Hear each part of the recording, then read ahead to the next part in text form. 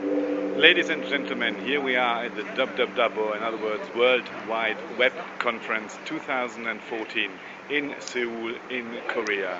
We're here to present at the SNOW workshop, SNOW that stands for Social News on the Web, and to also attend the WWW conference, which lasts for 3 days. So you can expect an action-packed week, and we will be reporting, we will be canvassing opinions, we will be interviewing people and give you some impressions.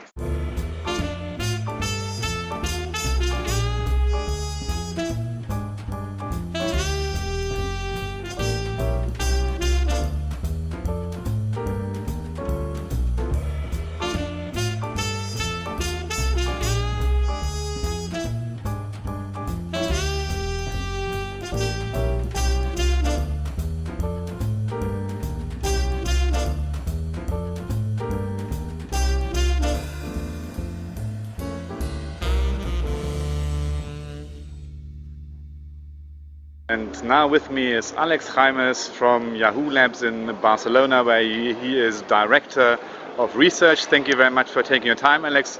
So when you just look at the conference, the WWW 2014, what's your impression overall so far? Well, it's been a great conference. There's a lot of work in many different areas, and as one of the panelists said at the big data panel, it's really all about big data, and we have been doing big data for a long time. And we are very interested in sort of social media analysis and specifically in social media verification. What's the state of the art in the area, and you, as somebody working for Yahoo Labs, what do you do in that area? Well, I think we're still far from finding suitable solutions in most cases, and the most that we can aspire to have is systems that kind of give you alerts and help individuals make decisions. And then within that scope, there are techniques to analyze images and to analyze the text, to analyze social networks. And I would say that so far there's no single integrated system anywhere to do this. So do you think tools will once make the journalists redundant? No, I think journalism will never be redundant in that sense. I think, except from my point of view, not being a journalist, the job of the journalist and a good journalist, what he does is not just take the facts and deliver the facts, but package the facts in a way that makes sense and where people can understand them and create a story that raises questions that are important for society and for individuals. And that can't be done automatically. So I think the big change is having those tools that allow journalists to collect more information and be more informed than they were in the past.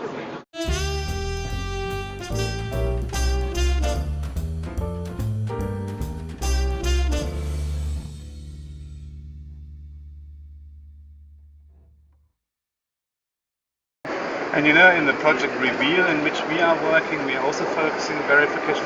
What, from your perspective, are the major challenges when it comes to verifying photos, videos, and text? So when you know that the person has been at the event, so first of all, when you can locate the event, some events are just too widespread, but when you can locate the event, and people post on social media with the event's geo-coordinates, this is already kind of a good signal, at least, that the person has been at the place, and that what you see is in a sense first-hand coverage.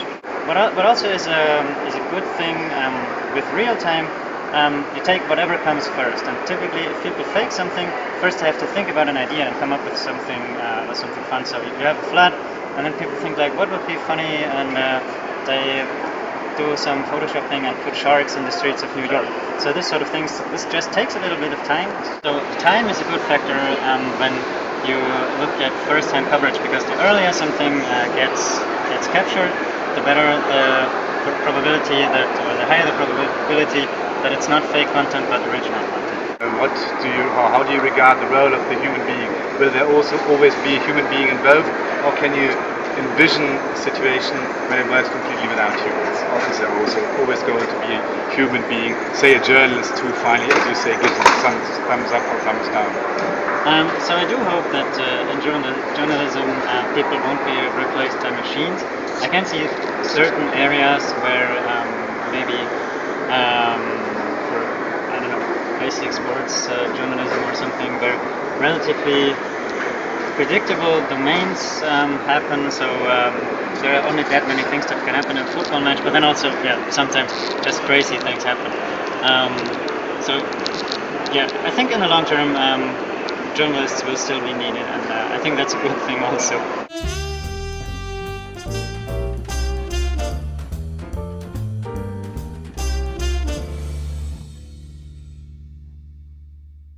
I'm here now with Papadopoulos, a postdoctoral researcher from Certh in Thessaloniki, Greece, and Akis and Certh are also project members of Reveal.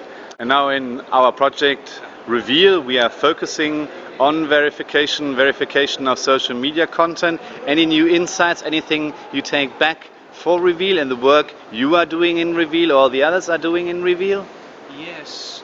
I believe that we have just started exploring the potential of supervised learning methods on detecting low quality or spammy content. I think many researchers go towards that direction. And a great,